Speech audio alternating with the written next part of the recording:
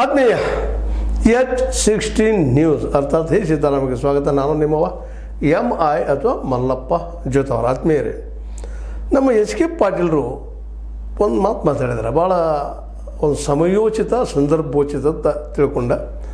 ಇಲ್ಲಿ KK ಕೊಪ್ಪ ಗುಡ್ಡದ ಮೇಲೆ ವೆಂಕಟೇಶ್ವರ ದೇವಸ್ಥಾನದ ಒಂದು ಅಡಿಗಲ್ಲ ಸಮಾರಂಭ ದೇವಸ್ಥಾನ ನಿರ್ಮಾಣದ ಒಂದು ಸಂದರ್ಭದಲ್ಲಿ ಭೂಮಿ ಪೂಜೆ ಮಾಡ್ತಾ ಒಂದು ವಿಷಯವನ್ನು ಮಾತಾಡಿದ್ದಾರೆ.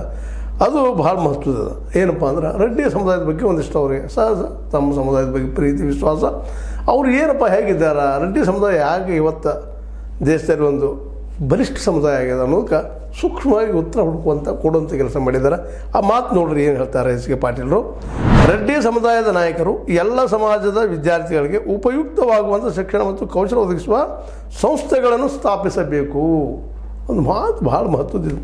ಬಂದಿದ್ದಾರ ವೆಂಕಟೇಶ್ವರ ದೇವಸ್ಥಾನ ನಿರ್ಮಾಣಕ್ಕೆ, ಗುದ್ದಲಿ ಪೂಜೆಗೆ, ಶಿಕ್ಷಣ ಬಗ್ಗೆ ಮಾತಾಡ್ತಾ ಇದ್ದಾರೆ. ಹೌದು, ದೇವರ ನಂಬಿಕೆ, ವಿಶ್ವಾಸ, ದೇವಾಲಯ, ಮಸ್ಜಿದ್ ಇವೆಲ್ಲ ಒಂದು ಮಾನಸಿಕ ಸ್ಥಿತಿಗೆ ಅಥವಾ ನಮ್ಮ ಆತ್ಮಕ್ಕೆ ನೆಮ್ಮದಿ ಕೊಡಿಸೋ ಇಂಥವೆಲ್ಲ ಬೇಕಿಲ್ಲ ಅಂತಲ್ಲ, ಅವ್ರವ್ರ ನಂಬಿಕೆಗಳಿವೆಲ್ಲ.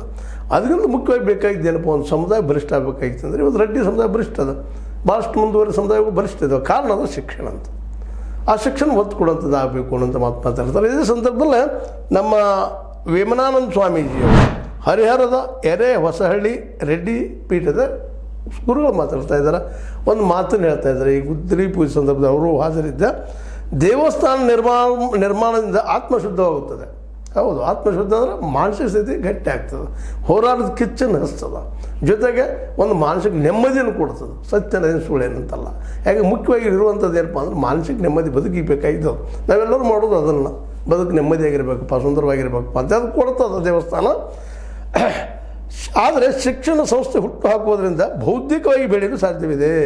ಬೌದ್ಧಿಕ ಅಂದರೆ ವೈಚಾರಿಕವಾಗಿ, ವೈಜ್ಞಾನಿಕವಾಗಿ ಬೆಳೀತು.